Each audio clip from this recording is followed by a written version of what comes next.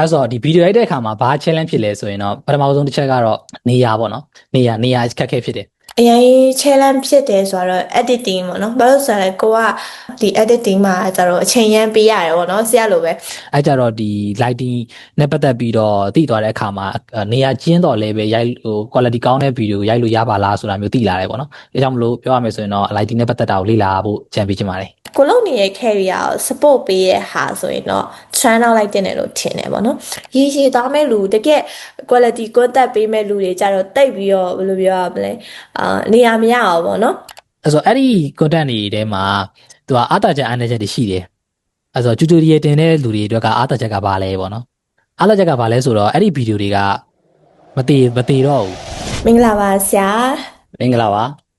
ဒီနေ့မှာတော့ကျမတို့ idkland.com နဲ့ကျမတို့ top entertainment နဲ့ပေါင်းပြီးတော့ဒါ podcast လေးတစ်ခုစီစဉ်ထားပါတယ်အဲ့ဒီ podcast လေးကဘာလဲဆိုတော့ဒီ content creation lifestyle ပေါ့နော်ဒီကျွန်တော်ဖြတ်တန်းခဲ့ရတဲ့ content creation lifestyle ရဲ့ဒီဆရာကြုံတွေ့ခဲ့ရတဲ့ content creation lifestyle ရဲ့ဘယ်လိုမျိုးဖြစ်မလဲပေါ့နော်ကျွန်တော်တို့ beginner တယောက်အနေနဲ့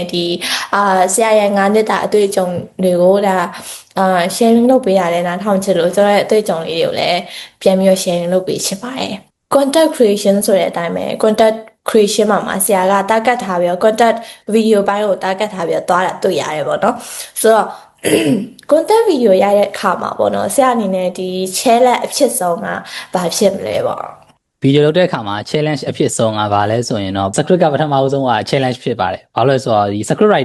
writer အရင်ရေးကြည့်ရပေါ့နော်ဆရာ script ရေးတဲ့အခါမှာပထမဆုံးကဒီ content လုပ်ပြီဆိုရင်သူကအဆင့်က3ဆင့်ရှိရပဲထားပါတော့ပထမ script ပြီးရင်ဒီ shooting ပြီးရင် editing ပေါ့နော်3ဆင့်ရှိရ challenge အဖြစ်ဆုံးအပိုင်းကိုပြောပါဆိုရင်တော့ editing ပိုင်း challenge အဖြစ်ဆုံးပဲအဲ့ဒီမတိုင်ခင်မှာလာတဲ့ process နှစ်ခုက script နဲ့ editing script နဲ့ဒီ shooting ပိုင်းပေါ့နော် script နဲ့ shooting ပိုင်းကကြတော့ editing လောက်သိအခက်အခဲမရှိဘူးဘာလို့လဲဆိုတော့လေကျွန်တော်လုပ်တဲ့ဒီ content ကကြတော့ဒီ knowledge sharing ပုံစံမျိုးသွားတဲ့အပြင်မှာ storytelling ဆိုတဲ့ဘက်ကိုသွားရလေstorytelling ဘက်ကိုသွားတဲ့ဟာမျိုး once blog မှာတင်တဲ့ဟာဆိုရင်တော့ storytelling ပေါ့နော်တာမန် IT knowledge sharing မှာကြတော့ဤပညာ content တွေပေါ့နော်အဲ့ဒါမျိုးကြတော့ editing ကသိမလိုအပ်ပေမဲ့ဒီ storytelling ဘက်ကိုသွားတဲ့ဟာမျိုးဆိုရင်တော့ editing ကတော်တော်ကြီးကိုလိုအပ်တယ်70%ပေါ့နော်90%လောက်က editing ပေါ်မှာရမ်းမိကိုနေရပါတော့အဲကြောင့်မလို့ challenge ဖြစ်ဆုံးကတော့ editing မှာအဲ့ဒါပါပဲအဲ့ဆိုဒီဗီဒီယိုရိုက်တဲ့အခါမှာဘာ challenge ဖြစ်လဲဆိုရင်တော့ပထမဆုံးတစ်ချက်ကတော့နေရာပေါ့နော်နေရာခက်ခဲဖြစ်တယ်နေရာခက်ခဲ challenge ဖြစ်ပါတယ်အဲ့ဒါဘယ်ချိန်ကလေးခက်ခဲဖြစ်လဲဆိုရင်တော့ဗီဒီယိုစရိုက်ကလေးကနေရာခက်ခဲဖြစ်တယ် beginner ဖြစ်တော့ပေါ့နော်အဲ့လိုမျိုးဒီနေရာခက်ခဲဖြစ်တယ်ပေါ့နော်အဲ့တော့ဆိုရင်ဘယ်လိုလုပ်ခဲ့ရလဲဆိုရင်ပေါ့နော်ဟိုအခန်းမရှိဘူးပေါ့နော်အခန်းမရှိတော့ဘယ်မှာသွားပြီးတော့အတန်တွေပိုင်တွန်းရလဲဆိုတော့အိမ်သားတွေပိုင်တွေမှာတွန်းရတာပေါ့နော်အဲ့လိုတော့တွန်းရတယ်ရှိရယ်အဲ့ဒါပြီးတော့ကိုဘာသာကိုအဲ့ဒီနေတော့ဆိုရင်အိမ်ပေါ်အပေါ်တက်တွေပါလူမနေတော့အဲ့ဒီအပေါ်တက်တွေမှာတွားရတာရှိရယ်အပေါ်တက်ဆိုတော့ပူတယ်လေအဲ့ဒါပူခံပြီးရရတယ်ရှိရယ်ပေါ့နော်ပထမတစ်ချက်ကနေရာပါအခုကျွန်တော်တို့ဒီထိုင်းရောက်လာတော့လေနေရာခက်ခဲရှိနေသေးပါပဲဘာလို့ဆိုတော့ဒီဘက်မှာအခန်းရဲ့ဆိုပြီးစတူဒီယိုကန်းပုံစံမျိုးမရှိဘူးပေါ့နော်အဲ့ဒီအတွက်ကြောင့်နေရာအခက်ခဲရှိပါတယ်ဒါပါပဲဒါပေမဲ့နေရာခက်ခဲဆိုပြီးမဲ့အဲ့ဒီအခက်ခဲကိုပဲတခြားပေါ့နော်ဒီဘယ်လိုလုပ်ရမလဲဆိုတဲ့ဟာတွေလိုက်ရှာတယ် lighting တွေဘယ်လိုချိန်ရမှာလဲဒီလိုမျိုးချင်းလေးနဲ့ပဲပေါ့နော်ဘယ်လိုရရမလဲပေါ့နော်အခုရိုက်နေတဲ့ဗီဒီယိုတွေဆိုရင်တကယ်တမ်းသူများရဲ့လာမေးရကွာလာမေးရဆရာဘယ်လိုရိုက်တာလဲပေါ့နော်ဆရာရိုက်တဲ့ပုံစံမိုက်တယ်နေရာတော့ခြေဝင်ရှိမှာပဲပေါ့နော်တကယ်တမ်းမဟုတ်ဘူးနောက်မှာဆိုရင်အဲ့ဒါ2လမ်းစာလောက်ပဲနေရာရှိတာအဲ့လိုမျိုးတကယ်တမ်းနောက်ဘေးဘက်လေးမှာဆိုရင်လေဒီတောင်လေးတင်သီးလားကျေးဇူးပါအဲ့ဆိုရင်ရမင်းရောဘာတွေအဲ့လိုအခက်အခဲရှိလဲဗီဒီယိုရိုက်တဲ့အခါမှာလားဗီဒီယိုရိုက်တဲ့အခါမှာအခက်ခဲဆုံးဆိုတာတော့အရင် challenge ဖြစ်တယ်ဆိုတော့ editing ပေါ့နော်ဘာလို့ဆိုတော့ကိုကဒီ script ပိုင်းရဲ့ result ပိုင်းရဲ့ကတော့အားကောင်းပြီမဲ့ပေါ့နော်ဒီ editing မှာကျတော့အချိန်ရမ်းပေးရတယ်ပေါ့နော်ဆရာလိုပဲအချိန်ရမ်းပေးရတဲ့ခါကျတော့နည်းနည်းတိတ်ပြီးတော့ဗီဒီယိုကတော့ရိုက်နိုင်တယ်ပြောနိုင်တယ်ဒါပေမဲ့script ရေးရမယ် script ကတော့တခါကျရင်ကျွန်တော်က script မရေးဘူးပေါ့နော်နှုတ်လောက်ပဲထုတ်တာပြောထိုင်ပြောလိုက်တာအဲ့လိုမျိုးပေါ့တိတ်တော့professional မကြဘူးပေါ့နော်ဘယ်လိုမျိုးမလဲလက်တံပြောသလိုမျိုးဖြစ်တာပေါ့ဆရာတို့ကကြတော့ပို့ပြီးတော့တိကျပါပေါ့ဆိုတော့ editing ပိုင်းကိုဒါတိတ်ပြီးတော့တိတ်သွားလေမရှိဘူးပေါ့နော်ဒါပေမဲ့ဒီနောက်ပိုင်းမှာတော့ပို့ပြီးတော့ try ဖို့တော့စူးစမ်းနေရပေါ့အခုမှကျွန်တော်က beginner ဆိုတော့ဒီဆရာ ဆရာကြုံခဲ့ရတဲ့အတွေ့အကြုံရဆိုရင်တော့ဒါတော်တော်လေးကိုအများကြီးဖြတ်တန်းခဲ့ရမှာပဲဆိုတော့ဆရာရဲ့အတွေ့အကြုံလေးတွေမျှဝေပြီးလို့ကျေးဇူးအများကြီးတင်ပါတယ်အဲ့လိုမျိုးဖြစ်တဲ့အခါမှာဆရာကဘယ်လိုမျိုးဖြည့်ရှင်းလဲပေါ့ဘယ်လိုမျိုးထပ်ဖြည့်ရှင်းမလဲပေါ့အခုခုနကတော့ငါပြောတဲ့ဒီ script ရေးတာတွေ editing တွေပါဖက်ဖြစ်ရှင်လဲဆိုရင်တော့လောလောဆယ်ဖြည့်ရှင်းနေတဲ့ပုံစံရှိရဗျာဘယ်လဲဆိုတော့ script တက်ကိုတိတ်ကောင်းမစားမခံကျင်တော့ပေါ့နော်အဲ video editor လာနေလာတာကွာprofession ကစ video editor လုံးဝ editor senior editor အဲ့ဒီ editor ကနေပြီးမှဒီ creator line ကိုပြောင်းလာတာပေါ့နော်တကယ်တမ်းက creator line မရောက်ခင်ကတည်းကဒီ editor ဆိုပေမဲ့ပေါ့နော် editor မရောက်ခင်ကတည်းက creator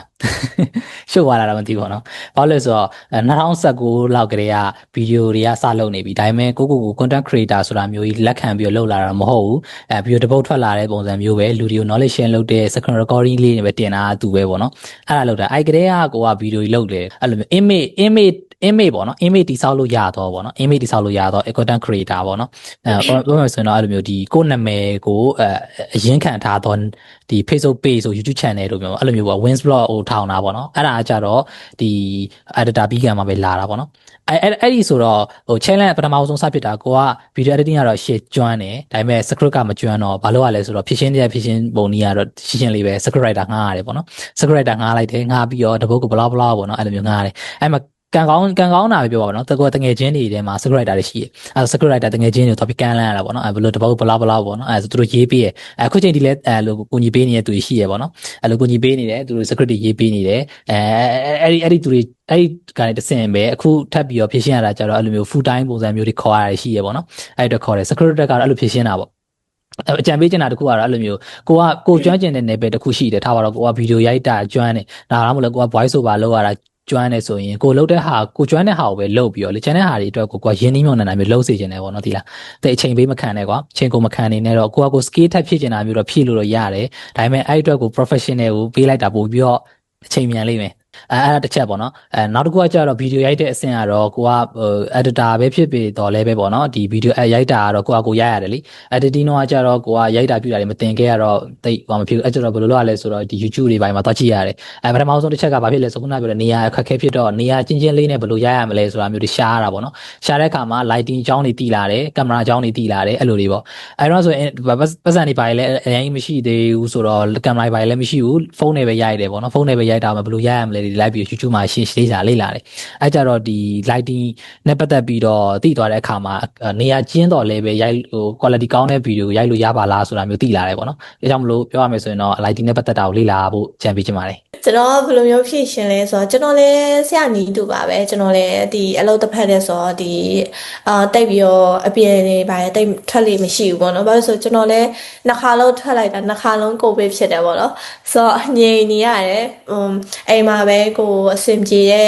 ့နေရာလေးမှာပေါ့နော်အဓိကတော့ကျွန်တော်ထင်တာကဒီနေရာထက်ပေါ့နော်ဒီဆရာပြောလို့ lighting လေးတွေကောင်းလေးရှိမယ်နော်ဟိုဒီ audience တွေရဲ့ဒါ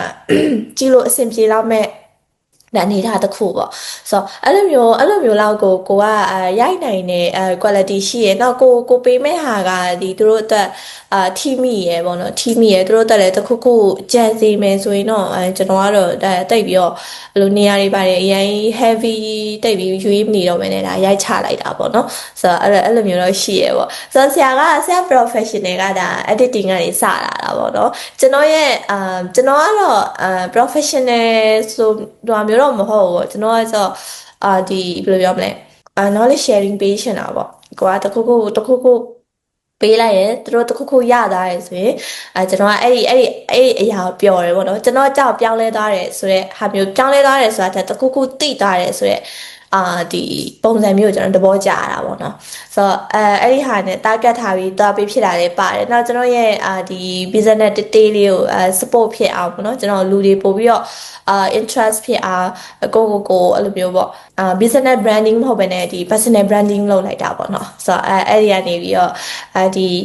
အဲ့ဒီရဲ့ပြဿနာလေးကိုဖြေရှင်းလိုက်တာပေါ့နော်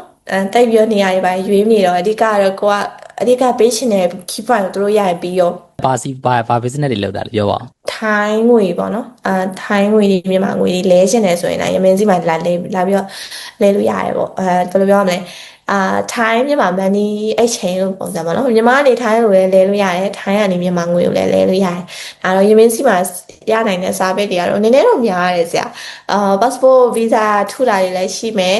နောက်ဒီ work permit တွေပေးတဲ့ဝန်ဆောင်မှုတွေလည်းရှိမယ်ပေါ့နော်နံပါတ်1မေးခွန်းပေါ့နော်ဆရာနံပါတ်2ကကြတော့ဘာဖြစ်မလဲဆိုတော့ဒီမင်းတို့ဒီ entertainment content ပေါ့နော် entertainment content တွေကဘာရှိမလဲပေါ့အဲ့ဒီ entertainment content ဆိုရင်အများကြီးရှိရပေါ့နော်အဲ့ဒီ entertainment content တွေဆိုရင်ဘယ်ဟာရည်ရှိသွားတယ်လဲဘယ်ဟာရေးသွားတယ်လဲပေါ့အဲ့ဒီဟာလေးကိုဆွေးနွေးပြပါအောင်လူတွေကိုပျော်ရွှင်အောင်လုပ်တဲ့ content ပေါ့နော်လူတွေပျော်ရွှင်အောင်လုပ်တဲ့ content မျိုးဖြစ်တဲ့အတွက်ပထမဆုံးကတော့လေအဲ့ဒီ internet မှာတွေ့နေရတဲ့တဲမှာဒီပထမဆုံးတော့ဟာတာတွေရိုက်တာတွေရှိရလေတချို့ဆိုဟာတာရိုက်တာတွေရှိရကွာတချို့ကျတော့ဘာတွေလုပ်တယ်လဲဆိုရင်တချို့ကျတော့အဲ့လိုမျိုးဒီဟာတာဖြစ်စေသော video တွေပြန်ကြည့်ပြီးတော့ reaction လုပ်တာတွေရှိရလေအဲ့လိုမျိုးနောက်တစ်ခုကကြတော့အဲ့လိုမျိုးဒီရိုက်တာလည်းမဟုတ်ဘူး reaction ပြန်လုပ်တာလည်းမဟုတ်ဘူးအဲ့ဒါမျိုးကိုပဲ content ပြန်ပြီးတော့ script တခြားရေးပြီးတော့ဟာတာနှီးနှောပြီးပြောတာတွေရှိတယ်အဲ့လိုမျိုးနာမည်ပြောရမယ်ဆိုရင်ကွာဟာတာနီနောပြီးပြောတဲ့ content တွေဆိုရင်လေLinkedIn Universe တို့ဘာတို့တွေကအကိုတွေပါတယ်လုပ်တယ်လေအဲ့လိုမျိုးပါလေသူတို့ဒီမသေးခင်ကြည့်သွားတင်တော့ဘာညာတော့အဲ့လိုမျိုးသိရမလားအဲ့လိုတွေနောက်တစ်ခုကကြတော့လေအဲ့လိုမျိုး voice ကနေပြီးတော့ actor ပြန်လုပ်တာမျိုးတွေလေ voice actor တွေလေ voice actor တွေရှိရဟာတာပဲလေcham studio ဘာလို့လဲရှိရလေအဲ့လိုမျိုးဟာတွေရှိတယ်အဲ့ထဲမှာအဓိကတော့ရေတိုလို့ရေရှည်ကိုသွားလို့မသိတဲ့ content ဘယ်ဥစားလဲဆိုရင်တော့ reaction ပေါ့နော် reaction content ကိုဟာတာနှီးနှောပြီးပြောတဲ့ reaction တွေရှိရကွာအဲ့လိုမျိုးဟာမျိုးတော့ရေရှည်မသွားစေချင်ဘူးဘာလို့ဆိုတော့ reaction မျိုးစားတွေကကြတော့quality content တွေမှာမပါဘူး audience ကလည်းလက်မခံဘူးပေါ့နော်ပထမတစ်ချက်ရှိရအဲ့ဆိုရေရှည်သွားတဲ့ content ကဘာလဲဆိုတော့ဒီ entertain ဖြစ်တဲ့အတွက်လူတွေကိုလည်းအကျိုးပြုပြီးဖြစ်တဲ့အတွက် entertainment လုပ်တဲ့လူတွေမှာအားသာချက်တွေအများကြီးရှိတယ်ဘာလဲဆိုတော့လူတွေကသူတို့ကိုပျော်ရွှင်အောင်လုပ်တဲ့သူတွေကိုလူတွေကကြိုက်ကြတယ်ကြိုက်ကြတာထက်ကိုမဟုတ်သူချစ်ကြတာအဲကြောင့်မလို့သူတို့ပျော်နေရပြီဆိုတဲ့သူတွေကိုကွာသွားကြည့်လိုက်သူတို့ကွာအဲ့လိုမျိုးများသောအားဖြင့်အဲ့လိုအမှားတေးလေးတွေပါတယ်ပဲဖြစ်တာမန်လူတွေကို blame မဲ့အစားသူတို့တွေမှားပြီဆိုရင်လူတွေကကာဘာပြန်လုပ်တာများရတယ်ပေါ့နော်ဥပမာအခုလက်ရှိမှာဆို Air Style တို့ဘာလို့ဆိုလဲဟာတာနှီးနှောပြီးသူတို့ profit လုပ်တဲ့တဲမှာ gaming streamer တွေပဲလေအဲ့မဲ့သူတို့လူတွေကချစ်တဲ့တဲမှာပါတယ်ကွာသူတို့ audience ကွာသူမို့လို့ဆိုတာမျိုးဖြစ်တယ်ပေါ့နော် entertain အဲ့လိုမျိုးကွာportfolio တစ်ခုတိစောက်ပြီးတော့သွားနေတဲ့သူဆိုရင်တော့ရရှိသွားရင်ကောင်းတာပေါ့နော်အဲ့လိုလူမျိုးတွေကဘယ်ထိသွားလို့ရသူတို့ကတော့ creator တော့မဟုတ်ဘူးပေါ့သူကဘာလဲဆိုရင်တော့ celebrity တွေကိုသွားတော့မှာပေါ့နော်အဲ့လို celebrity တွေရောက်သွားတာပေါ့celebrity နဲ့ creator ကိုမဟုတ်ပါဘူး celebrity နဲ့ influencer နှစ်မျိုးပေါ့နော်celebrity ရောက်သွားပြီဆိုရင်တော့သူတို့က influencer နဲ့ celebrity ကသူတို့နဲ့သူတို့ရှိရဲဒါပေမဲ့ဘသူကိုလူတွေကပို့ပြီးတော့အဲ့လိုဒီချစ်လဲဆိုရင်တော့ celebrity တွေကိုလူတွေကပို့ချစ်တယ်ဟဲ့လား influencer တွေကိုကြတော့လူတွေကချစ်တာမဟုတ်ဘူးကွာလေးစားတာပဲရှိရကွာအဲ့လိုမျိုးလေးစားတာပေါ့နော်လူတွေချစ်တာလည်းမဟုတ်ဘူးအဲ့လိုမျိုးလေးစားတယ်ဒီကိုမိုက်တယ်ဒီလောက်ပဲပေါ့နော်အဲ့လိုမျိုးအဲ့လိုမျိုးရှိရအဲ့ဆိုတော့ entertainment content တွေမှာဘယ်ဥစ္စာကိုရေတိုသွားမလဲဆိုရင်တော့ကို image မပါတော့ content မျိုးစားတွေဆိုရင်တော့ရေတိုပဲသွားပေါ့နော်ကို image ပါတဲ့ content ဆိုရင်တော့ရေသွားကောင်းတယ်ပေါ့နော် entertainment content အနေနဲ့ဆိုရင်ဘာတွေရှိမလဲပေါ့ရမင်းမြင်ကတော့ entertainment content လူတွေစိတ်ဝင်စားရတော့ entertainment ဖြစ်တာပဲknowledge sharing ပဲဖြစ်ဖြစ်ဒီဘယ်လိုပြောမလဲတခြားသောဒီနောက်ပိုင်းမှာတော့ entertainment လို့ပြောလိုက်ပဲဆိုရင်ဒါကပြတို့ဒါရံပြက်တာတို့ပွဲတွေတို့ဒါတွေအားလုံးကလည်းentertainment ပဲပေါ့နော်ဆိုတော့လူတွေကဒီ quality ကိုတက်ထက်ဒီ low quality ကိုတက်တွေကိုပို့ပြီးတော့ကြိုက်တယ်လို့မြင်တယ်ပေါ့နော်ရေတိုသွားမဲ့ဆိုရင်တော့ဒီ low quality မရှိတဲ့ content တွေကပို့ပြီးတော့ပေါက်တာမြင်ရတယ်ပေါ့နော်ဆိုတော့နည်းနည်းတွေးဟာဖြစ်တဲ့ဟာပေါ့အကယ်လို့ကိုယ့်ရဲ့ဒီ image မပါတဲ့ဒီ quality မရှိတဲ့ content ကိုသွားမယ်ဆိုရင်ဒါလွယ်နဲ့ပေါက်တယ်ဥပမာပွဲတွေထိုင်ပြောတာပေါ့နော်ဒါမျိုးဆိုရင်လွယ်လေးနဲ့ပေါက်တာမြင်ရတယ်ပို့ပြီးတော့လဲmonetization တွေပါတယ်ဆိုရင်သူတို့ဒီ line နဲ့ရှာကြတာမြင်ရတယ်ပေါ့နော်ဆိုတော့အဲ့လိုမျိုးလဲရှိရနောက်ရေရှည်သွားမဲ့လူတကယ် quality content ပေးမဲ့လူတွေကြတော့တိတ်ပြီးတော့ဘယ်လိုပြောရမလဲနေရာမရအောင်ပေါ့နော်ဒီရဲ့knowledge sharing ပိုင်းကိုပို့ပြီးတော့ဘယ်လိုပြောလဲ target ထားပြီးလေ့လာတဲ့လူဒါမှပို့ပြီးတော့ interest ဖြစ်တဲ့လူတွေကပဲဒီရဲ့quality ပေးတဲ့လူတွေနားမှာရှိရလို့တော့မြင်ရတယ်ပေါ့နော်အဲ့လိုဒီရေတိုသွားတဲ့ content တွေအဲ့ဒီဘယ်လိုပြောမလဲဘာမဟုတ်တဲ့ပွဲတွေအဲ့လိုဟာတွေဖတ်သွားတဲ့ဒီဘယ်လိုပြောမလဲ content creator တွေအတွက်ကကျတော့ဒီရေတိုပေါ့နော် ရေတိုးတော့ကောင်းတယ် income ကျန်းတယ်ဒါပေမဲ့ဘယ်လိုပြောမလဲကိုယ့်ရဲ့ personal branding မရှိတဲ့ခါကျတော့တကယ်ကိုယ်က business ဆန်ဆန်သွားမယ်ဆိုရင်တော့ဒါနေရာတစ်ခုမရအောင်ပေါ့အဲ့လိုမျိုးတော့မြင်တယ်ရေရှည်သွားမယ်ရေရှည်သွားမယ်ဒီဘယ်လိုပြောမလဲ value တစ်ခုပေးနိုင်ရင်တော့ရေရှည်သွားလို့ရတာပေါ့အဲ့လိုမျိုးတော့မြင်တယ်ပေါ့နော်ရေရှည်သွားလို့ရတယ်နောက် personal branding တစ်ခုတိစောက်လို့လည်းရတယ်လို့ဘယ်လိုပြောမလဲလူတွေရဲ့ interest ကိုလည်းရရတယ်ပေါ့နော်ဒီမဲ့အနေနဲ့ကတော့အဲ့လိုမြင်ပါတယ်နံပါတ်3ကပေါ့နော်အဲ့ဒီ content creation လုပ်တဲ့အခါမှာ audience အကြိုက်လုပ်တင်လားဒါမှမဟုတ်ကိုယ့်ရဲ့ career အတိုင်းလုပ်တင်လားပေါ့ audience ကြိုက်လုပ်တင်လားဆိုရင်တော့ပထမရှင်းရှင်းလေးပြောမယ်ဆိုတော့လုပ်တင်တယ်ပေါ့လုပ်တင်တယ်ပေါ့နော်လုပ်တင်တယ်ဘာလို့ဆိုတော့ audience ကြိုက်မှာလဲဒီ content creator တွေနေဆိုတာရက်တီလို့ရမှာလေအဲ့လိုမျိုးဘာလို့ဆိုတော့ audience မကြိုက်တဲ့ဟာတွေလုပ်မယ်ဆိုရင်အဲ့တယောက်ကရက်တီလို့မရအောင်ပြောချင်တာကိုရီးယားပရိသတ်တွေကို blame ခွင့်မရှိဘူးပရိသတ်တွေကကိုရီးယား blame ခွင့်ရှိတယ်အဲ့လိုမျိုးရှိတယ်အဲ့လိုဘာလို့လဲဆိုတော့ကိုရီးယား audience base ကိုဦးတည်ပြီးတော့အလုပ်လုပ်ရတဲ့လူတွေဆိုရင်လေသူတို့အကြိုက်ကိုလုံနိုင်မှာပဲရမှာအဲ့လိုလိုရှိရပေါ့နော်ထားပါတော့ဒီနိုင်ငံတနိုင်ငံမှာမဲဆွဲစည်းရုံးနေပဲထားတော့အဲ့လိုမျိုးကိုကလှုပ်တာမလှုပ်တာအသာထားကွာဒါပေမဲ့ငါလှုပ်ပေးမယ်ဆိုတာမျိုးတွေကိုလိုက်ပြီးပြောပေးရတယ်ပေါ့နော်အဲ့လိုမျိုးတော့ရှိရအဲ့လိုမျိုးပဲအဲ့လိုမျိုးပဲကိုလည်းကိုလိုချင်တာရဖို့အတွက်သူတို့အကြိုက်ကိုလည်းလိုက်ဆောင်နိုင်မှာရမှာပေါ့နော်ဒါပထမတစ်ချက်ပေါ့ဒါပေမဲ့ပေါ့နော်ဒါပေမဲ့အဲ့ဒါနည်းနည်းတော့ roll out တာပေါ့ roll out တယ်နောက် roll မြင့်တဲ့ကောင်ဘာလဲဆိုရင်ကွာကိုလှုပ်ချင်တာပဲလှုပ်ပြီးတော့ကိုလှုပ်ချင်တဲ့ဟာတွေလှုပ်တဲ့ဟာပဲလူတွေကအားပေးလိုက်အားပေးရတာဒီလားနော်အဲ့ဒါ roll မြင့်တယ်အဲ့ roll ကလုံးဝ premium ဆန်တယ်ဒီလားအဲ့ဒါဖြောင်းလို့ကိုလှုပ်ချင်တာတွေလှုပ်ပြီးတော့ကိုလှုပ်ချင်တဲ့ဟာတွေလှုပ်တာကိုပဲလူတွေလိုက်အားပေးနေရတာကိုဖြောင်းလို့အဲ့ဒါပြောတာ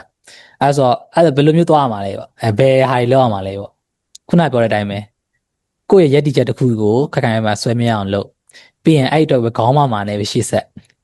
ဟုတ်ရမင်းကဘယ်လိုထင်လဲရမင်းဘယ်လိုထင်လဲဘာလို့ကောင်းမလဲဒီရမင်းကကျတော့ဒီ orient အကြိုက်ကိုလိုက်တင်လာပေါ့orient အကြိုက်ကိုလိုက်မယ်လို့ပြောတဲ့အခါမှာဆရာပြောလို့ roll တော့အောင်နေဒါပေမဲ့ audience တွေရဲ့အကြိုက်ဖြစ်တဲ့အကြိုက် content creator ဖြစ်တယ်ပေါ့နော်ဒါပေမဲ့စဉ်းစားမိတာကကိုယ့်ရဲ့ career များပျောက်သွားမလားပေါ့ကိုသွားချင်တဲ့ career ပေါ့နော်ဆိုတော့အဲ့လိုမျိုးစဉ်းစားမိတဲ့အခါမှာကိုသွားချင်တဲ့ career နဲ့ကြိုက်တဲ့ audience ကိုရှာရမလားပေါ့တွေးမိတာလေပေါ့နော်ကိုယ့်ရဲ့ audience ကိုလည်းကွာတီးဖို့လိုတာကိုဗီဒီယိုလောက်ဒီတိုင်းပဲမပြီးလို့ရပြီးတော့မြင်တာပေါ့နော်ဆိုကိုယ့်ရဲ့ audience ကဘာကြိုက်မလဲပေါ့ကိုကြိုက်တဲ့ဟာနဲ့ဒါကြိုက်ညီလားပေါ့အဓိကတော့ကိုသွားချင်တဲ့အပိုင်းနဲ့သူတို့လိုချင်တဲ့အပိုင်းကိုဒါနည်းနည်းချိန်ပြီးတော့လောက်ရမလားပေါ့နော်အဲ့လိုမျိုးတော့တွေးမိရဲ့အခုလောလောဆယ်ကတော့ဒီဘယ်လိုပြောလဲကို career လေးတော့ရှာကြည့်နေရပေါ့နော်ဒီရမင်းတို့ကကျတော့ creator land ကိုအခုမှစပြီးတော့ရှောက်တဲ့လူတွေဖြစ်တဲ့အခါကျတော့အဓိကတော့ကိုကတော့ဟိုပါပေါ့နော် value တစ်ခုခုပေးနိုင်ဖို့တော့ဒါတော့စူးစမ်းနေတယ်အဲ့ဒီ value ကိုယူနိုင်တဲ့လူတွေကတယောက်ရှိရဆိုရင်အဲ့တယောက်အတွက်လုပ်မယ်ပေါ့နော်အဲ့တယောက်ရှိမယ်ဆိုရင်အဲ့တယောက်အတွက်လုပ်မယ်audience ရဲ့အကြိုက်ကိုလည်းဒါလိုက်တဲ့အခါလိုက်ရမယ်လိုက်တဲ့ဟာမျိုးပေါ့မလိုက်တဲ့ဟာဆိုရင်လေကိုသားချင်းနဲ့လမ်းရဲ့ကိုယ့်ရဲ့ audience နဲ့ကိုင်audience လိုရှင်လောက်တဲ့ဟာမျိုးနဲ့ပေါင်းဆက်ပြီးတော့ဒါလုပ်ပေးလိုက်ရင်တော့အဆင်ပြေမယ်လို့တော့ရတော့အဲ့လိုမျိုးထင်ပါတယ်ဆိုတော့အဲ့လိုမျိုးဒီ audience အကြိုက်ဆိုတာပထမဆုံးတစ်ချက်ကဘယ်လိုအကြိုက်ကိုပြောရလဲဆိုတာပြောပြမယ်ဟောကွာကိုကရွေးထားတဲ့ level တစ်ခုရှိရပေါ့နော်ကိုရွေးထားတဲ့ level တစ်ခုရှိရထားပါတော့နီးပညာ level အဲ့ဒီနီးပညာ level ထဲမှာလူတွေကဘယ် content ကိုကြိုက်တာလဲဆိုတာမျိုးပြောတာနီးပညာ level ထဲမှာဘယ်လူတွေကဘယ် content ကိုကြိုက်တာလဲပေါ့အဲ့ဒါမျိုးလောက်အောင်ပါကွာဒီလားအဲ့မျိုးကိုကသူတို့ကြိုက်တဲ့ content တွေလိုက်လောက်အောင်ပေါ့ကိုကရွေးထားတဲ့ level တစ်ခုကမရှိဘူးထားပါတော့လူတွေကအခုဆိုရင်ပွဲတွေဖြစ်လို့ကိုပွဲနောက်လိုက်ပြီးတော့ရှောက်ပြောလိုက်မယ်ဒါမှမဟုတ်လေတခြားသူတယောက်ကိုတွေ့လိုက်တယ်တခြားသူတယောက်ပြောထားတဲ့ပုံစံလေးကြိုက်လို့သူ့လိုမျိုးလိုက်ပြောလိုက်မယ်တခြားသူတယောက်ကထားပါတော့ TVH လက်ကဗီဒီယိုတက်လာလို့ဖုန်းချောင်းပြောတာမျိုးတွေ့လို့ငါလည်းဖုန်းချောင်းပြောရင်တော့ view ရမှာပဲဆိုတာမျိုးမဟုတ်ဘဲနဲ့အဲ့လိုမျိုးတွေရောနေမယ်ဆိုရင်တော့မရဘူးပေါ့နော်ပြောချင်တာဒါ audience အကြိုက်တော့ audience အကြိုက်ပဲဒါပေမဲ့အဲ့ဒီ audience အကြိုက်လိုက်တာကြီးမှားနေရကွာကိုကဘယ်လိုမျိုး audience ပထမဆုံးတစ်ချက်ကခုနကရေမင်းပြောသလိုပဲအဲ့ audience တစ်ခု niche တစ်ခုရှာရမယ်ကွာဒီလားရှာပြီးတော့ကိုသွားမဲ့ niche မှာပဲအဲ့ဒီ niche ထဲက audience အကြိုက်ကိုရှာရမှာဒီလားဒါပဲ အဲ့ဒါဆိုရင်ခုနကပြောတဲ့ကိုလှုပ်ချင်တာကိုလှုပ်ပြီးတော့ခေါင်းပေါ်မှာနဲ့ရှေ့ဆက်လို့ရပြီဆိုအဲ့ဒါကိုပြောတာပေါ့နော်ကိုလှုပ်ချင်တာလှုပ်ဖို့အတွက်ဆိုတာခုနကပြောတဲ့လေ career နဲ့သက်ဆိုင်တော့ level ရှာပြီးရင်အဲ့ level နဲ့ပတ်သက်တဲ့ content ကိုပဲယူမရတော့လဲပဲခေါင်းမှာပြီးတူအောင်လုပ်အဲ့ဆိုရင်ရလာလိမ့်မယ်အဲ့ဒါပြောတာ စဉ်ဆက်မပြတ်လုပ်မယ်ဆိုရင်တော့နေရာရလာမယ်ဆိုရင်တဘောပေါ့နော်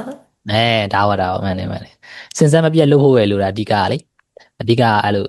Facebook တို့ YouTube တို့ algorithm တွေရလေ post တင်နေဖို့ပဲကွာဒီလားတင်နေဖို့ပဲတင်တာများရင်တော့သူ view ရလာလိမ့်မယ်အဲ့ဒါပဲအဲ့တော့ဒီများတင်လေမြန်ရလေပဲဒါပဲinfluencer နဲ့content creator ပေါ့နော်တကယ်တော့ content creator နဲ့ influencer ကတော့အများကြီးတော့မကွဲပါဘူးတကယ်တမ်းကွဲတာ influencer နဲ့ celebrity ကကွဲတာပေါ့နော်အဲ့လိုမျိုးcontent creator ဆိုတာကြတော့အဲ့လိုမျိုးဒီဒီဘယ်တခု content video တစ်ပုဒ်ကို create လုပ်ပြီးဆိုတာ content creator ထဲမှာတော့ပါတယ်လေ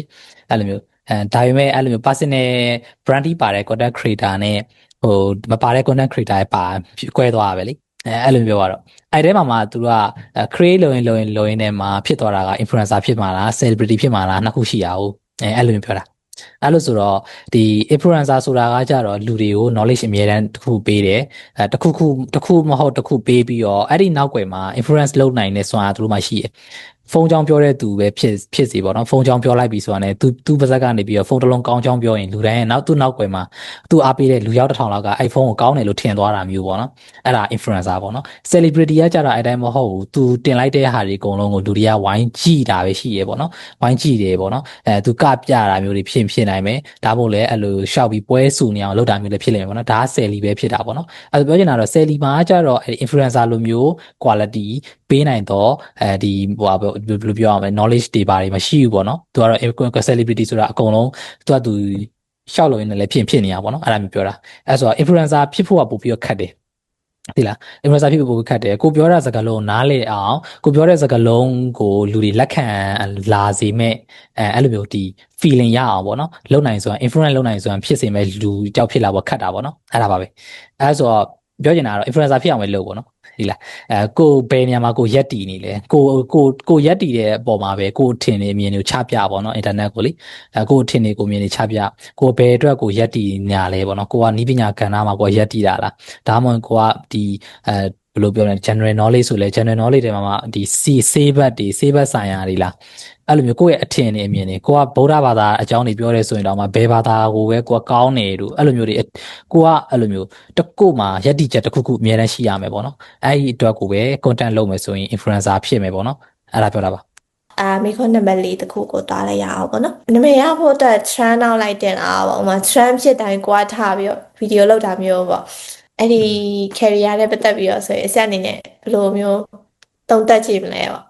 trend နောက်ကိုလိုက်ပြီးတော့ဒီနာမည်ရဖို့အတွက်ပေါ့နော်လိုက်တင်လားဆိုတာထက်ပေါ့နော်လိုက်တဲ့သူတွေကတော့နာမည်ကြီးသွားတာများတယ်ကွာဒီလားလိုက်တဲ့သူတွေကတော့နာမည်ကြီးသွားတယ်ကွာအဲ့ဒါဆိုတာလေနာမည်ကြီးချင်တော့ like ပေါ့နော်နာမည်ကြီးချင်တော့ like ပေါ့နော်အဲ့ဒါပဲရှိရပါတော့ပြောရမယ်ဆိုရင်လေအဲ့ဆို trend နောက်ကိုလိုက်တဲ့သူတွေလူတွေ blame လားဆိုရင်တော့မ blame ပါဘူးမ blame ပါဘူးတကယ်မ blame ပါဘူးဘာလို့လဲဆိုတော့လေtrend ဖြစ်နေတဲ့အတွက်ကိုပဲလူတွေကြိုက်ကြကွာဒီလားအခုဒီနေ့ဒီချိန်ဆိုရင်ဒါနိုင်ငံရေးထဲမှာဆိုရင်ဒါဒီ American ကဘုံသွားကျဲလိုက်တယ်ဆိုတဲ့အကြောင်းအရာရှိရလေ Israel ကိုကျဲသွားတယ်အဲ့ဒီအခါမျိုးမှာလူတွေကလည်းအတိကျင်ဆုံးအဖြစ်ရှင်ဆုံးစံတာကဘာလဲဆိုတော့အဲ့ဒီအကြောင်းအရာကိုပဲသူတို့ကြည့်ကျင်တယ်သိကျင်တယ်internet မှာတက်လာသမျှ view တွေမှာအဲ့ဒီအကြောင်းအရာပြောရင်ကိုပဲလူတွေကမကြော်တော့ပဲနဲ့ကြည့်ရတယ်ဘာလို့ဆိုတော့အဲ့ဒါ trend ဖြစ်နေလို့အဲ့လိုမျိုးဖြစ်နေတဲ့အခါမှာကိုကတင်ပေးနိုင်လိုက်ပြီဆိုရင်ကိုကနေရာရသွားရောအဲ့လိုမျိုးဖြစ်နေတဲ့ trend တွေကိုများလိုက်တင်တယ်ကွာအများလိုက်တင်တယ်အဲ့လိုမျိုးပြောတဲ့ trend ပေါ့နော်အများလိုက်တင်တယ်မလိုက်ရင်ဘာဖြစ်လဲဆိုတော့အချိန်ကြာတယ်ဒီလားအဲ့ဆို trend ကိုလိုက်တင်တယ် like များလိုက်လေမြန်ရောက်လေပဲဒါပေမဲ့တခုတော့ရှိရပေါ့ရုံးမပေါက်စေနဲ့ပေါ့ရုပ်တော်ပေါက်စေရရောနော်အဲ့လို trend နောက်လိုက်တာကြီးကိုလေဟိုနေရာလဲဒီနေရာလဲဆက်ဆက်ဒီနေရာလဲဆက်ဆက်ဆိုတာမျိုးကြီးတော့မဖြစ်စေနဲ့ပေါ့နော်ဒါပေမဲ့ quality ရှိအောင်တော့ပေးပေါ့နော်ပြောချင်တာလေ quality ရှိအောင်တော့ပေးကို့အထာနဲ့ကိုပေးပေါ့နော်အဲ့ပြောတာရမင်းကတော့ဒီနာမည်ရဖို့အတွက်ပေါ့နော်နာမည်ကြီးဖို့အတွက် trend နောက်လိုက်တင်လာဆိုတော့ဘယ်လိုပြောမလဲအကိုပြောလို့ပဲလိုက်တင်တယ်လို့ထင်တယ်ပေါ့နော်လိုက်တင်တယ်ဆိုတဲ့နေရာမှာလည်းတစ်ချက်ပြန်စဉ်းစားရမှာပါပေါ့ဘာလဲဆိုတော့ကိုယ့်ရဲ့ကိုလုံနေတဲ့ career ကို support ပေးတဲ့ဟာဆိုရင်တော့ trend နောက်လိုက်တင်တယ်လို့ထင်တယ်ပေါ့နော်ဥပမာကိုလုံနေတဲ့ career ကိုဥပမာ support မပေးတယ်ဥပမာကိုက knowledge sharing လုပ်နေတယ်ဒါပေမဲ့ဟိုမှာဟိုရက်ကမှတက်လာတယ်ဟလားဒီ ဟိုမဒီတို့ပေါ့နော်ဟိုညီမပေါ့နော်အမတွေပတ်စံလိန်ခံလိုက်ရတဲ့ဟာနဲ့ကိုယ့်ရဲ့ knowledge sharing နဲ့ဘာမှမသက်ဆိုင်ဘူးဆိုရင်တော့ဒါမလိုက်တင်လို့ထင်တယ်ပေါ့နော်ဒါဥမာအပြင်းပြတာကိုပြတာပေါ့နော်ကိုယ့်ရဲ့ career နဲ့ကိုက်တဲ့ဒီ trend မျိုးစင်တော့လိုက်တင်တယ်လို့ထင်တယ်ပေါ့နော်အဲ့ဒါရမရဲ့အမြင်မှာအကယ်လို့မတိတ်မကိုက်တဲ့ဟာဆိုရင်တော့မလိုက်ရင်တော့ကောင်းတာပေါ့လိုက်တဲ့အခါမှာလည်းဆရာပြောလို့ပဲဒါquality ရှိရဲ့ content မျိုးကိုပေးနိုင်ရင်တော့ဒါ perfect ဖြစ်တယ်လို့တော့မြင်တယ်ပေါ့နော်နောက်တစ်ခုကကျတော့ဗာလဲဆိုဟိုပါပေါ့ AI တွေပေါ့နော် AI တွေအရင်ကိုပေါ်လာတယ်ဒီရဲ့ဘယ်လိုပြောမလဲဒီရက်လာထဲမှာပဲပေါ့နော်ဒီရက်လာထဲမှာဒီ Google Studio AI တွေရောပေါ်လာတဲ့အခါမှာ AI တွေကအပြိုင်ဆိုင်ဖြစ်နေအဲ့မှာတချို့ side effect တွေတွေ့ရတယ်ပေါ့နော်အတူယူပါမယ်ဟာတွေပေါ့နော်အဲ့မျိုးဒီဘယ်လိုပြောမလဲ AI နဲ့ပုံလောက်ပြီးတော့အဲ့လိုမျိုးဒီဘယ်လိုမလဲအရင်ကိုကစားကြောင်းလေးရေးလိုက်တာနဲ့ပုံထုတ်ပြီးရယ်ဆိုတော့ဟာမျိုးဖြစ်တဲ့အခါမှာလူတွေကဘယ်လိုပြောမလဲကိုချင်တဲ့စိတ်တွေလျှော့သွားတယ်အဲ့လိုမျိုးတွေမြင်တယ်ပေါ့နော်အဲ့ trend ကိုလိုက်တဲ့အခါမှာနောက်ဆုံးကွာ AI ကိုအသုံးပြုရမယ်ဆိုရင်ပေါ့တကယ် reserve မှာကွာရှာမရအောင်ဆိုရင်တော့ဒါ assistant အနေနဲ့ကတော့တော်တော်ကောင်းတာပေါ့နော်အဲ့လိုမျိုးမြင်တာပေါ့နော်အခုကမဟုတ်ပဲနဲ့ဒီဘယ်လိုမျိုးလဲလူတွေရဲ့စိတ်ကိုside effect တက်ရောက်စေမဲ့contact တွေတွေ့ရများတယ်ပေါ့နော်ဒါဆိုရင်တော့ကျွန်တော်တို့ဟိုပါပေါ့နောက်ဆုံး topic လေးကိုတွားရအောင်ပေါ့နော် value contact 5မျိုးကိုပြောရမယ်ဆိုရင်ပေါ့နော်ဆရာအနေနဲ့ဘယ်လို contact တွေရှိမယ်လို့လားမြင်လဲရောရမင်းရင်ဖြေလို့ရမလားvalue contact 5မျိုး value လို့ပြောလိုက်တဲ့အခါမှာတန်ဖိုးတစ်ခုပေါ့တန်ဖိုးဆိုတဲ့နေရာမှာဟွာပေါ့ကြီးရဟာလည်းဖြစ်မယ်သေးရဟာလည်းဖြစ်မယ်အနည်းဆုံးတော့သူ့ရဲ့ life ပေါ့နော်သူ့ရဲ့ life မှာတစ်ခု impact တက်ရောက်စေမယ်ဟာမျိုးပေါ့ဥပမာကိုက cooking video ပေါ့နော် cooking video လေးကိုကွာတည်လိုက်တယ်ဆိုရင်အဲ့ cooking video နဲ့သူဘာရနိုင်လဲဆိုတော့အနည်းဆုံးတော့ခင်းဒီရဲ့ဟင်းတမယ်ကိုဘယ်လိုမျိုးချက်ရလဲဆိုတဲ့ process ကိုသူသိရမယ်အဲ့ဒီမှာအပြင်တော့အဲ့ဒီ video ကနေပဲငါဘယ်လိုပြောမလဲဟင်းချက်တော့မယ်ဆိုရင်ဒါလိုမျိုး content လေးတွေကြည့်ပြီးချက်လို့ရပါလားအရင်တော့လိုမျိုးဟင်းမချက်တတ်ဘူးဆိုပြီးတော့တိုင်းနေကြမလို့တော့အခုကကျတော့ AI နေလဲပေါ်လာပြီဆိုတော့ကိုကနာမည်လေးရိုက်ချလိုက်ရုံနဲ့စက်သားဟင်းဘယ်လိုချက်ရမလဲဆိုတော့ဘလောက်အချိုးစားအဲ့လိုမျိုးပြရတယ်ပေါ့နော်ဟင်းချက်နီးတယ်လို့ရှာလို့ရသွားတယ်အဲ့လို value ပေးနိုင်တယ်ဆိုရင်တော့ဒါရမင်းနေနေတော့ value content လို့သတ်မှတ်တယ်ပေါ့နော်ဆိုတော့5မျိုးလောက်ကိုပြောရမယ်ဆိုရင်ခင်းချက်တာပါမယ်ပေါ့နော်နောက်တစ်ခုကကျတော့ဒီ personal development ပေါ့ကိုယ့်ရဲ့ကိုတွေးဖွံ့ဖြိုးမှုဆိုင်ရာမှာဆိုရင်လည်းဘာ skill တွေလိုအပ်လဲပေါ့ဥပမာကိုကလုပ်ငန်းခွင်မှာအလုပ်လုပ်မယ်ဆိုရင်ဒါလူတွေနဲ့ပေါင်းတဲ့ဆက်ဆံမှု communication skill လိုအပ်မလားပေါ့နော်ဆိုတော့အဲ့ skill ကိုက sharing လုပ်ပေးမယ်ဆိုရင်အဲ့ skill ကနေ तू ကဒီဘယ်လိုပေါင်းတဲ့ဆက်ဆံမှုဆွဲရည်ဆိုတော့ဒီရဲ့ဘယ်လိုမလဲအဲ့ဒီ process လေးပေါ့တိသွားရဲဆိုရင်လည်းဒါ value content လို့ပြောလို့ရတယ်ပေါ့နော်ဒါရင်မင်းထင်တာပေါ့နော်အဲ့ဒါရှိမယ်နောက်တစ်ခုကကျတော့ဒီဘယ်လိုမလဲ public speaking လို့ပြောရမှာပေါ့ public speaking ပဲထားလိုက်ပါတော့အခုမင်းတို့ဒီ podcast ရိုက်နေတယ်ဆိုရင်လည်းတချို့ဒီအခုမှ podcast ရိုက်မဲ့လူတွေအနေနဲ့ဆိုရင်လည်းဒါကိုယ့်ရဲ့ဒီ knowledge တွေကိုဒါတမျိုးပြန်ပြီးချပြလို့ရတယ်ဒီတိုင်းပဲကိုတယောက်လည်းတင်ထားစရာမလိုဘူးပေါ့နော်ဆိုတော့အဲ့လိုမျိုးဆွေးနွေးပြန်လဲဆွေးနွေးလို့ရတယ်ဒါ value content လို့မြင်နေပေါ့နော်ဒါ3ခုရှိပါတယ်ပေါ့နော်ဆိုတော့နောက်နံပါတ်4တစ်ခုကိုပြောရမယ်ဆိုရင်video creator ပေါ့နော် video creator တွေထဲမှာvalue content ပေးတဲ့ video creator တွေပဲထားပါဥပမာဆရာရဲ့8.3 million အဲ့တော့ကြော်သွားတဲ့ video ဆိုရင်အရင်ကြိုက်တယ်ပေါ့နော်ဘာလို့အရင်ကြိုက်လဲဆိုတော့ကိုတိုင်းကလည်းဘယ်လိုပြောမလဲဒီအောက်ခြေကနေစလာရတဲ့အခါမှာဒီဆရာရဲ့အတွေ့အကြုံတွေဆရာရဲ့ဒီဘယ်လိုပြောမလဲဖြတ်တန်းခဲ့ရတဲ့ဒီဘဝတစ်လျှောက်မှာပေါ့နော်ဘယ်လိုမျိုးတွေစူးစမ်းခဲ့တယ်ဘယ်လိုမျိုးတွေဘယ်လိုမျိုးမိဘပေါ်တယ်ဘယ်လိုမျိုးတွေတည်တက်ခဲ့တယ်နောက်ဘယ်လိုမျိုးတွေဒါဖြည့်ဆည်းပေးခဲ့တယ်ကိုတိုင်းကလည်းအဲ့လိုမျိုး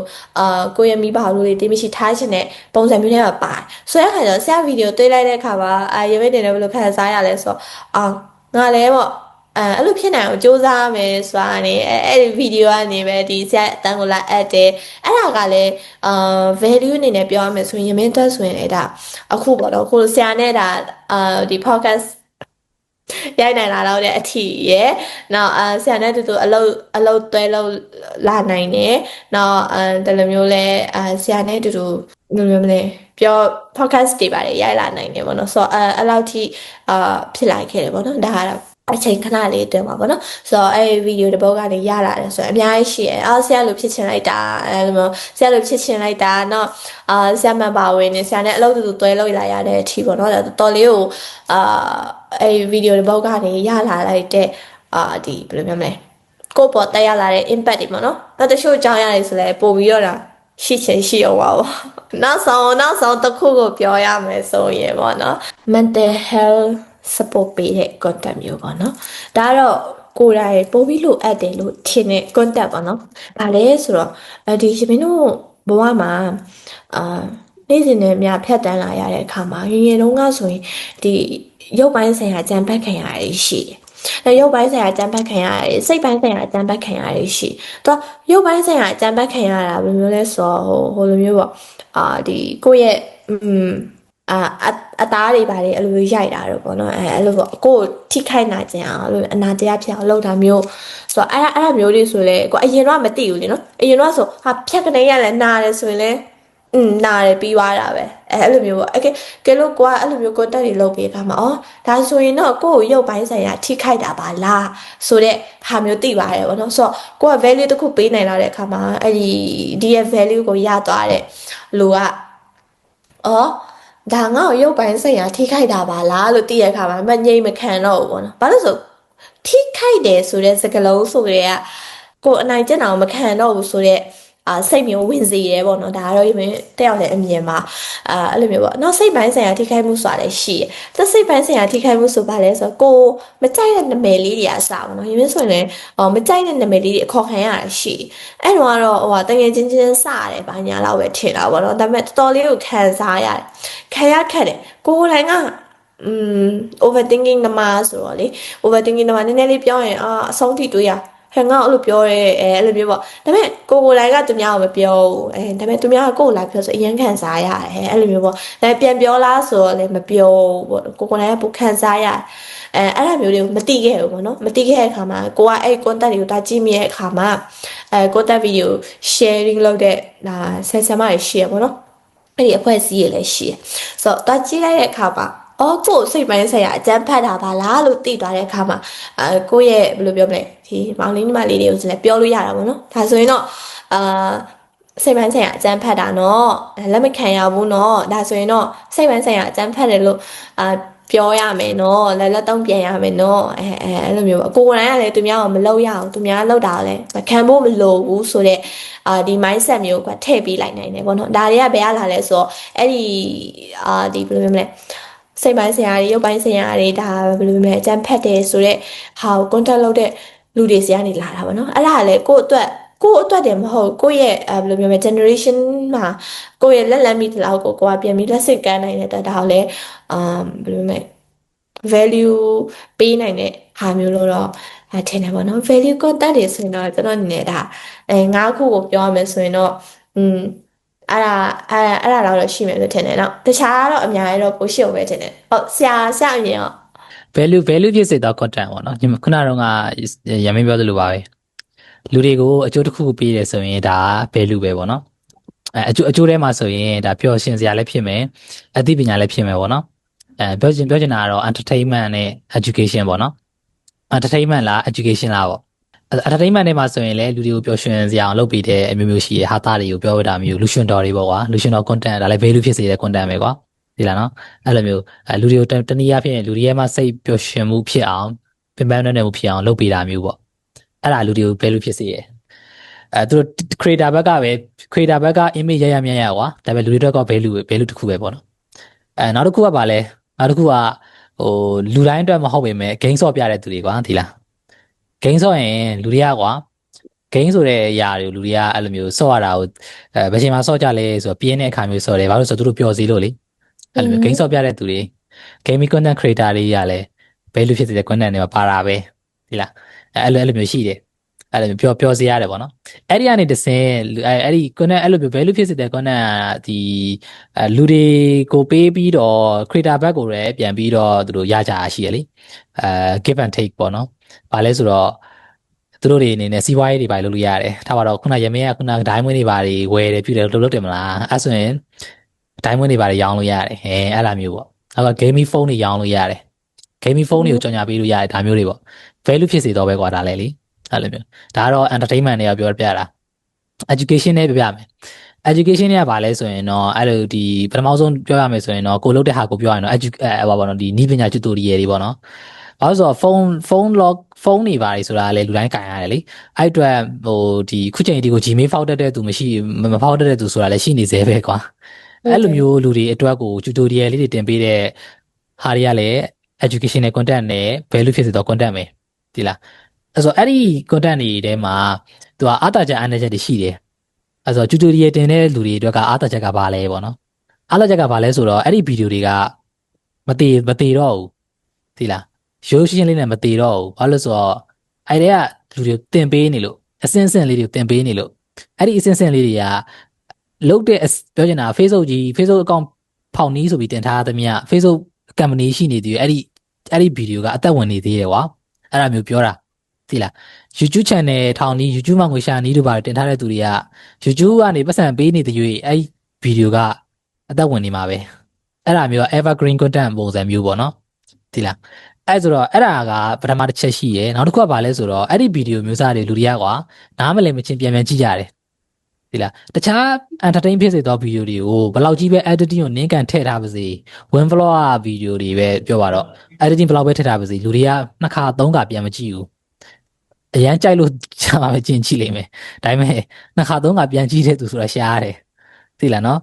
အဲ့လိုမျိုးပြောတာဟိုနောက်တစ်ခုကကြတော့ဗောနော် education နဲ့ content ကကြတော့3-4ခါလည်းပြန်ကြည့်ရစိတ်ထားတယ်တကယ်ချင်းတို့ share ထားတယ်နောက်ဆုံး download ပါဆွဲရင်ဆွဲထားကြရတာဗောနော်အဲ့လိုမျိုးပြောတာနော်ခုနရမင်းပြောတဲ့တဲမှာပါတာပဲလေဟင်းချက်တဲ့ need တွေmental health support ပေးတာတွေဒါလည်း education နဲ့ content တွေပဲကွာသိလားအဲ့လိုမျိုးလေးခုမြောက်ကဘာလဲဆိုရင်တော့ဘာသာစကားတွေသင်ပေးရတဲ့သူတွေပေါ့နော်ဘာသာစကားတွေသင်ပေးရတဲ့သူတွေပေါ့လေဘာသာစကားတွေသင်ပေးရတဲ့သူတွေဆိုရင်လည်းဒါကဟို value ဖြစ်တဲ့ content တွေပါတာပဲနော် okay ဘာသာစကားတွေထိုင်းစာရေးဖြစ်မယ်အင်္ဂလိပ်စာဖြစ်မယ်တရုတ်စာဖြစ်မယ်ပေါ့နော်ဘာသာစကားကလည်းနေရာတိုင်းမှာသုံးနေရတာပဲဒါဆိုလည်းဟိုဒီပါတယ်ပေါ့နော်အဲ့ဆိုတော့အခုပြောခဲ့တဲ့တဲမှာကွာပြောခဲ့တဲ့တဲမှာ educational content 3နောက်ဆုံးတစ်ခုပြပြမယ်ပေါ့နော်ရှေ့မှာပြောခဲ့တဲ့2ခုရှိမယ်ပေါ့နော်အဲ့ဆိုတော့ဒီပြောခဲ့တဲ့တဲမှာဒီ content တွေတဲမှာဘာလို့အဲ့ဒါတွေပဲရွေးပြောရလဲဆိုအဲ့ဒါတွေကဒီ Facebook တို့ YouTube တို့မှာသူတမျိုးရှိရပေါ့နော်ပတ်စံပို့ပြီးပေးတယ်ပေါ့နော်အဲ့ဒါတွေကိုလေဒီလားအဲ့လိုမျိုးရှိရကွာတခြား niche တွေကိုရွေးတာထက်ဆိုင်ရင်တော့ဒါဒီ niche တွေကပတ်စံပို့ရတယ်မှာပါတာပေါ့okay နောက်ဆုံးတစ်ခုပြောပြရင်တော့နောက်ဆုံးတစ်ခုဆိုတာကဘာလဲဆိုရင်တော့အဲ့လိုမျိုးငွေကြေးပိုင်းတွေပေါ့နော်ငွေကြေး financial ဘိုင်းတွေကိုလူတွေကအရင်စိတ်ဝင်စားတယ်အဲ့လိုမျိုးငွေရှာနီးဆိုပြီးတော့တင်ကြည့်လိုက်ဘာမှမဟုတ်လဲကျင်ကြည့်ရပဲပေါ့နော်အဲ့လိုမျိုးနောက်တစ်ခု forex trading ဘိုင်းတွေပါမယ် investment ဘိုင်းတွေပါမယ် luxury brand တွေကားတွေပတ်စံရှာပုံရှာနီးပေါင်းစုံကအဲ့လိုမျိုးငွေကြေးနဲ့ပတ်သက်သောကဏ္ဍတွေအဲ့ဒါမျိုးတွေဆိုရင်လည်း value ပဲ content တွေမှာပါတယ်ဒီ value content တွေဆိုတာကွာလူတွေအတွက် content value ဖြစ်တာလည်းမဟုတ်ဘဲနဲ့ creator တွေအတွက်ပါ value ပြန်ဖြစ်စေတော့ content တွေမျိုးစားတွေပေါ့နော်အဲ့ဒါပါပဲအဲ့ဆိုရမင်းက9ခုပဲတောင်းလို့9ခုပဲပေးလိုက်တော့မယ်ဆိုတော့ဒီရမင်းတို့ရဲ့ဒီနေ့ဆွေးနွေးတာလဲဒါတော်တော်များများဒီ content creation lifestyle မှာဒါတော်များလက်တွေ့ကြုံတွေ့နေရတဲ့ဟာလေးတွေပဲပေါ့နော်ဆိုတော့နောက်ထပ်ဒီဆွေးနွေးရမယ့် topic တွေကလည်းအများကြီးတော့ရှိပါသေးတယ်